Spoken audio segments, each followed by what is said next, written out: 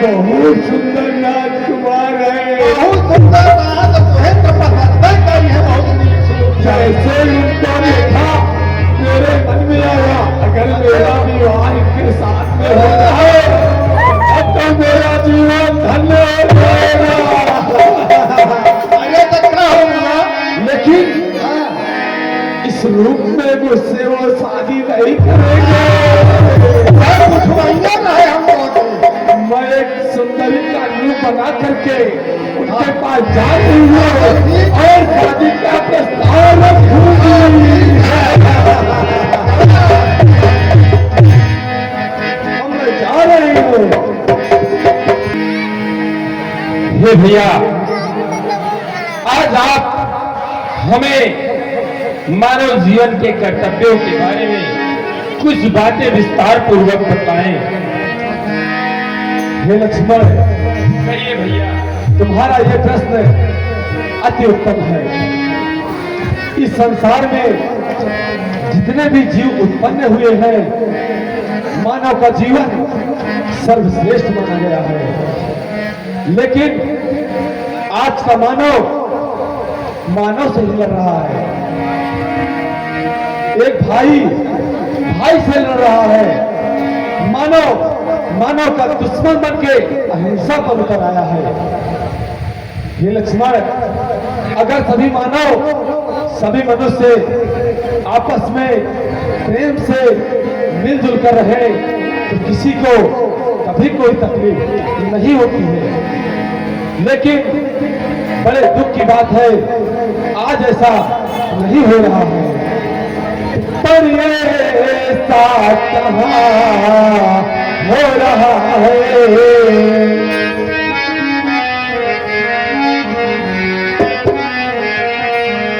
पर ये ऐसा कहाँ हो रहा है। नर नरी से पशुते लड़ता है।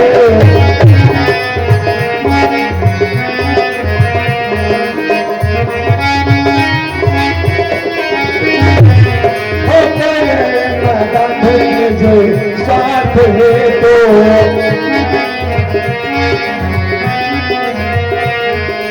तेरे मैदान जो साथ है तो अपने भगता है।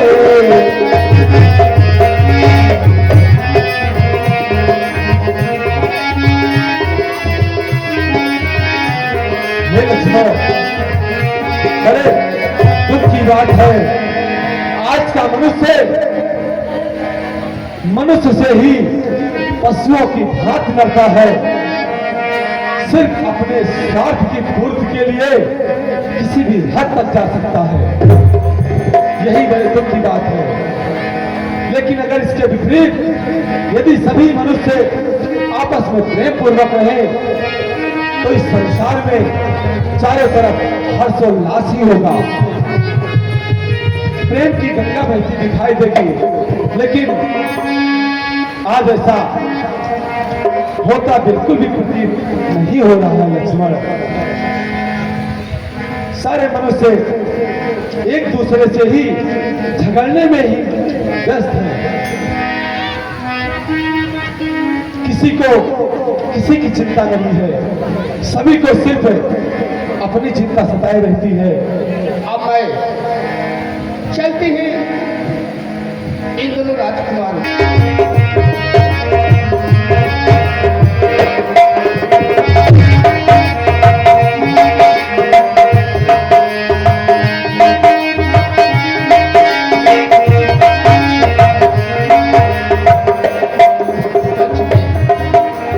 ये तो दोनों राजकुमार बहुत सुंदर है। अब मैं चलती हूँ उनके पास, इनसे अपनी शादी के विषय में बात करूंगी।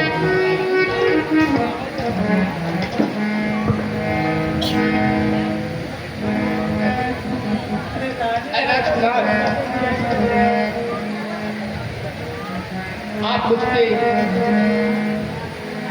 विवाह कर लें, क्योंकि आप जैसे पुरुष और मेरे सियार इस जान भाई जोड़े कितनी अच्छी रहेगी।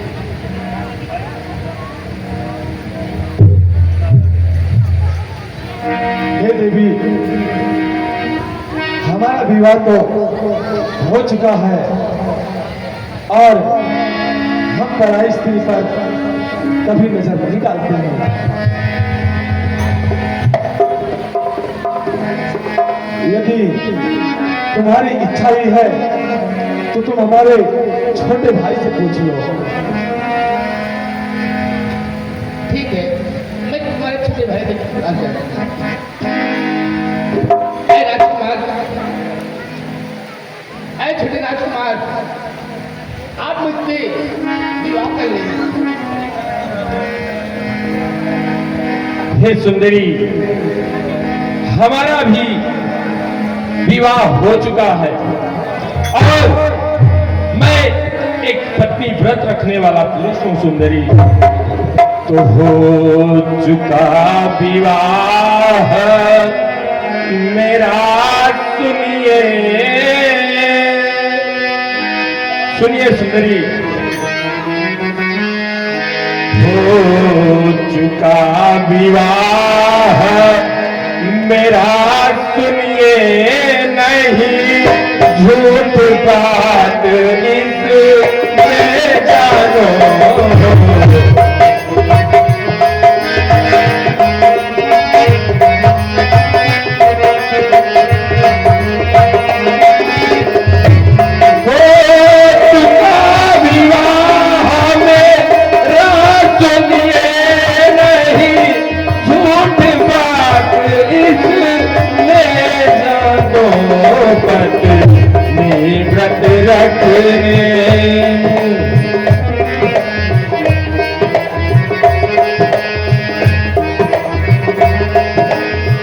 पत्नी व्रत रखने वाला हूँ देवी, कहना तुम मानो।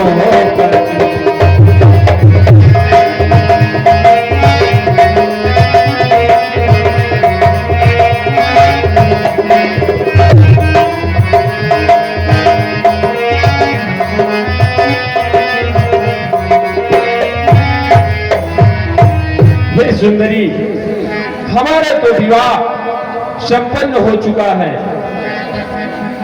इसलिए आप हमारे साथ विवाह करने के प्रस्ताव को अपने मन से इस विचार को दूर करें और अन्यत्र कहीं जाकर अपने भाई या फिर अपने पिता और अपने सगे संबंधियों से कहकर अपने विवाह का प्रस्ताव रखें।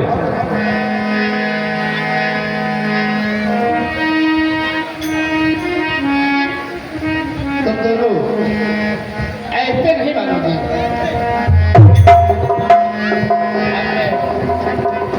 नाच गा के तुम्हें रिझाऊंगा।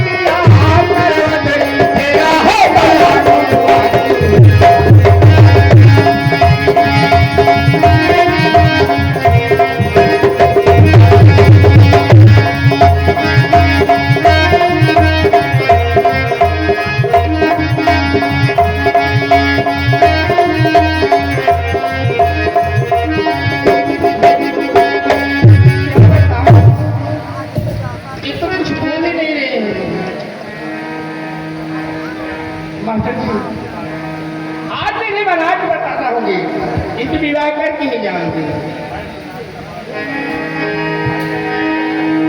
हे सुंदरी, मैं बार बार तुमको समझा रहा हूं कि तुम चुपचाप अपने सगे संबंधियों और अपने भाई से जाकर कह दो कि वो आपका विवाह किसी के साथ संपन्न कराएं।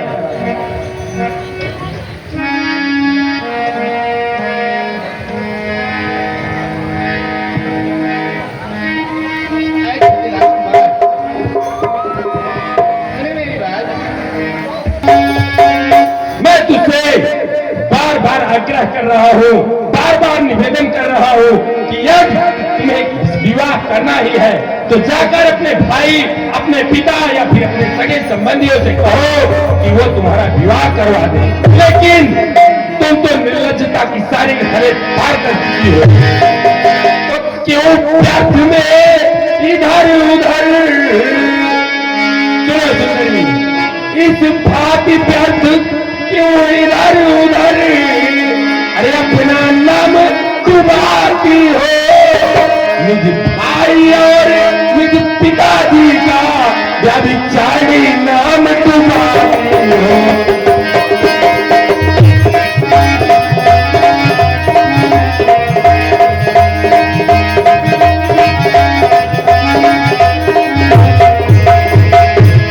तुम्हारी निर्लज्जता जैसी बातों को सुनकर और तुम्हारी हरकतों को देखकर ऐसा प्रतीत हो रहा है कि तुम्हारे पास पिता ही नहीं है, और यदि पिता नहीं है तो जाकर अपने भैया से कहो, और अगर भाई भी ना हो तो जाकर अपने किसी सगे संबंधियों से कहो कि वो तुम्हारा विवाह करवा दे। अब मैं समझ गया, तुम ऐसे नहीं मानोगे, अब मैं अपने अपने रूप में आऊंगी।